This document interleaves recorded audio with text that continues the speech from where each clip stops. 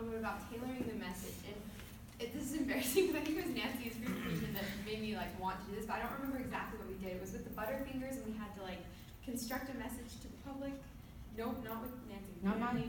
But we did that, right? So yeah. And it really was an eye-opener for me. I'm studying, well, hopefully we'll be studying like dietetics and nutrition, and it really interests me to see how companies can tailor a message to use certain words and create a certain, or craft their message, I should say, to appeal to their audience. So, let's see, just to give a preview of what I'm going to talk about, I'm going to talk about 4 ways, these are in no particular order, just that I feel companies tailor their message to meet their audiences.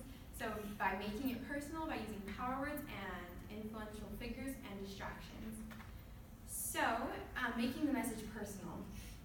This one is very interesting to me because a lot of companies, I've noticed, like to portray themselves, especially in commercials and things like that, as family-oriented brands, and they try to create this nostalgia that people are willing to pay for to get that feeling.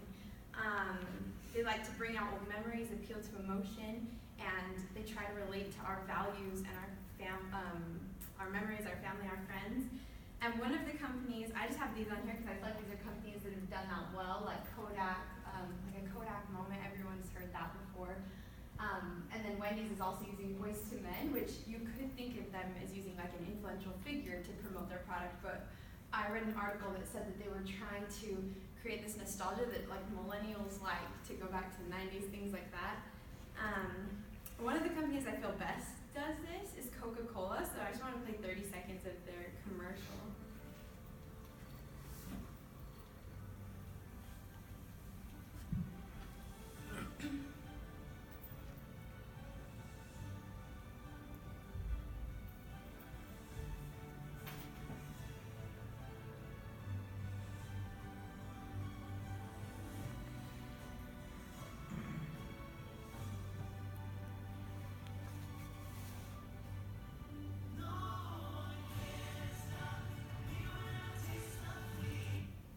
So I thought there were some interesting words they used in there. Coke with friends, Coke with smiles, and with love and refreshing.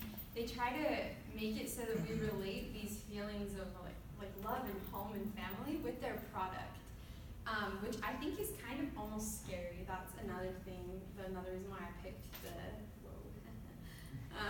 sorry. That's another reason why I picked this topic, because I think it's, well, anyway, I'm skipping over, sorry. Okay, so next point is power words.